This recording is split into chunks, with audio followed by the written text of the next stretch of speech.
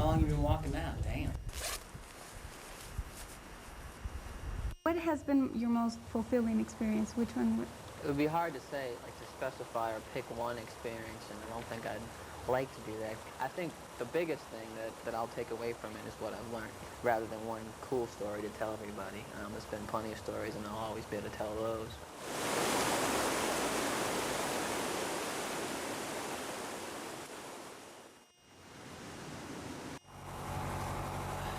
Are you walking all the way to California? Man, that's a lot of walking. You get sore. Yeah. And you're probably going to wear out more than 1, 2, or 3 pair of shoes.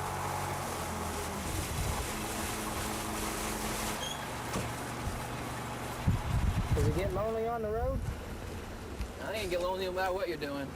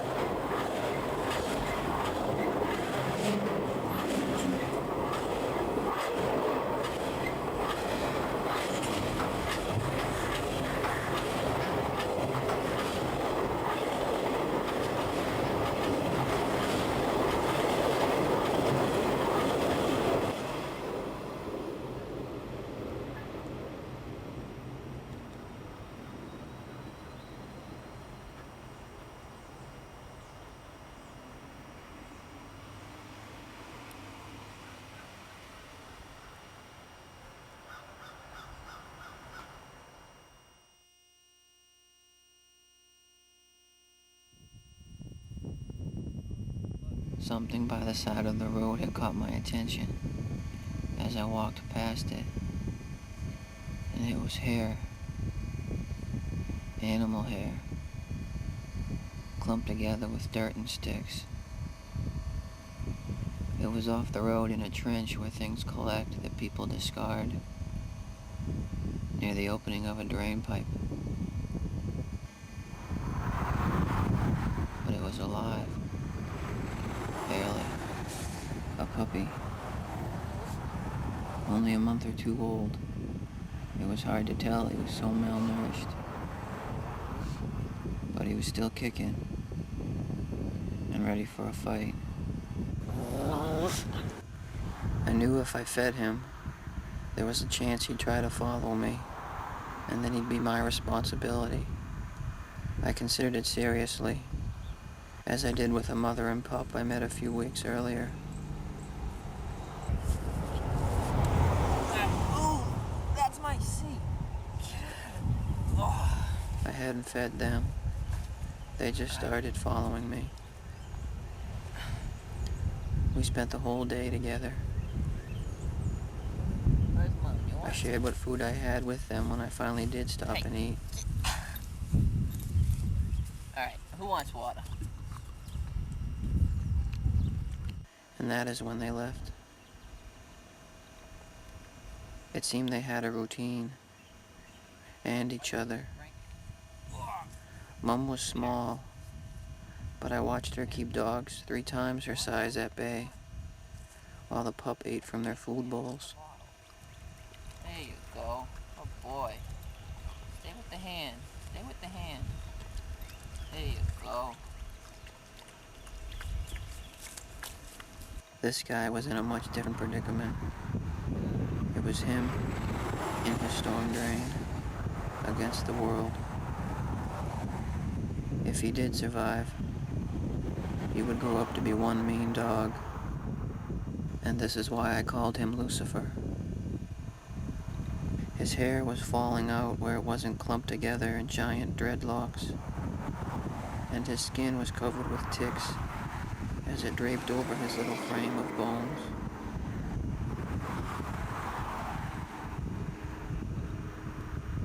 I decided to have a snack and see where it led.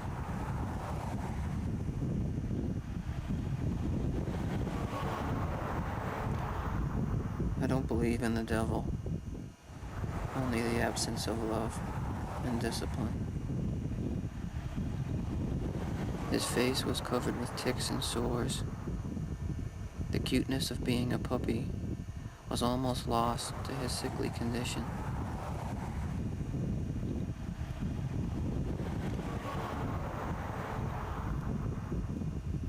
I think I knew all along what my decision was going to be.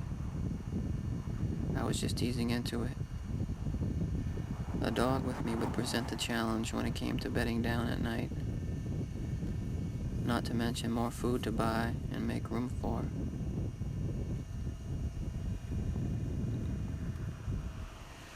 He was definitely small enough to share the tree tent with, or to be tucked into the belly of my overalls after he had a bath, when I climbed up onto ledges.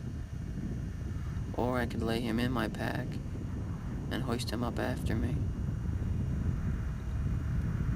Lou, short for Dreadlocks Lucifer, had been through hell, and I was going to see that he didn't live up to his namesake.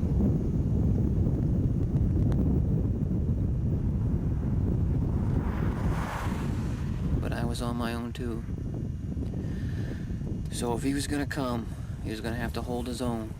You're gonna come. Keep up. I wasn't gonna baby him. Stay by my side. Stay out of the road. When we get to the next town, I'm checking with the vet and the animal shelter. I can't take you with me.